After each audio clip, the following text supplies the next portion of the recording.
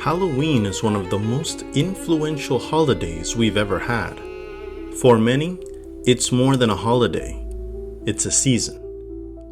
Today, Halloween arrives with sitcom specials, darkening skies, trick-or-treating, costume parties, and that restless itch for horror.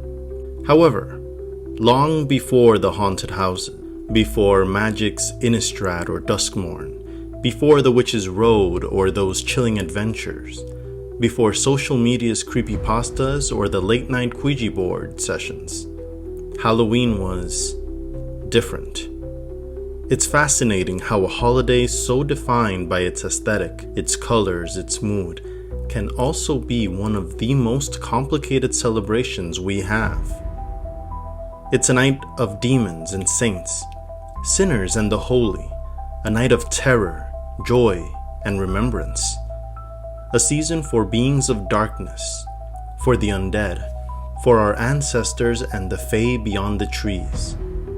To the ancients, it marked something deeper, something spiritual, the end of one world, one year, and the beginning of another.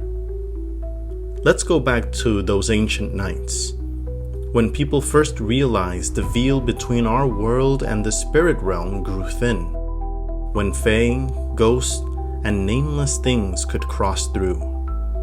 Let's go back before Jack ever tricked the devil, before the masquerades, before the witches burned, before the monsters had names, before Christianity, before All Hallows, to when there was only Samhain.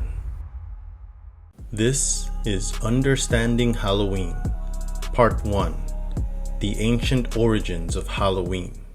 Halloween shares its seasons with a much older celebration, one that existed long before Halloween was ever put to word, Samhain. Pronounced Samhain or Samhain, it was the ancient Celtic festival that marked the end and the beginning of the Celtic New Year. It was also the last big harvest before the coming of winter, a season that, for the Celts, was both feared and respected. Now, when we mention Celts, we are talking about a multitude of people that share a cultural background. In today's age of globalization and the internet, it is difficult to imagine ancient times, but let's try to imagine the isolation that comes with no cell phones, no news to tell us of impending storms. Let's imagine a world of firelight, an age before modern comforts and modern medicine. The ancient tribes who have been separated by hills, mountains, rivers, and seas.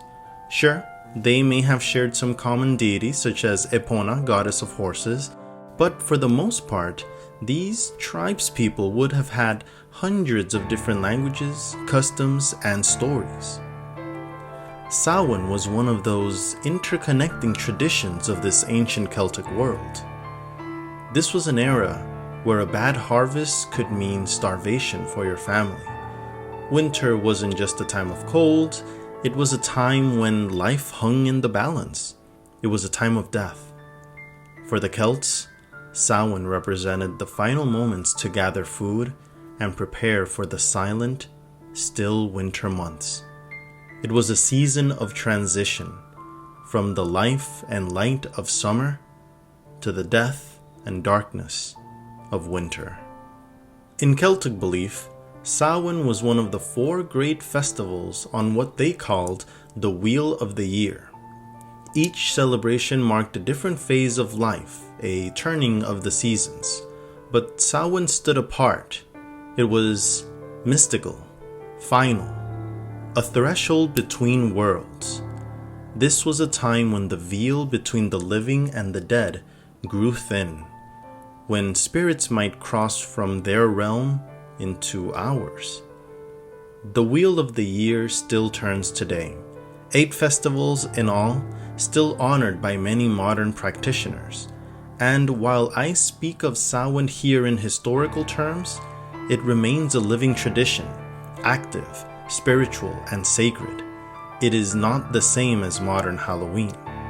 Somewhere along the branching paths of history, the two diverged, Halloween evolving into the festivity we know today, while Samhain, though modernized, has held fast to its ancient essence.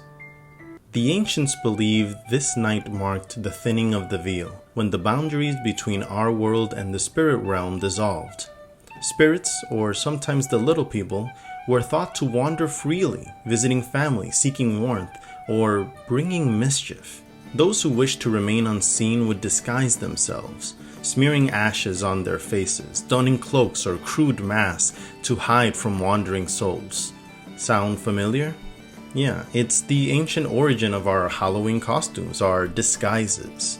It was sacred, a time of reflection, remembrance, and release, a celebration of life at its very edge, a final feast before a long descent into winter's dark.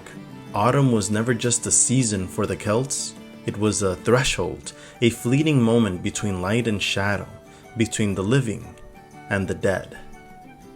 During Samhain, the line between the physical and spiritual worlds blurred.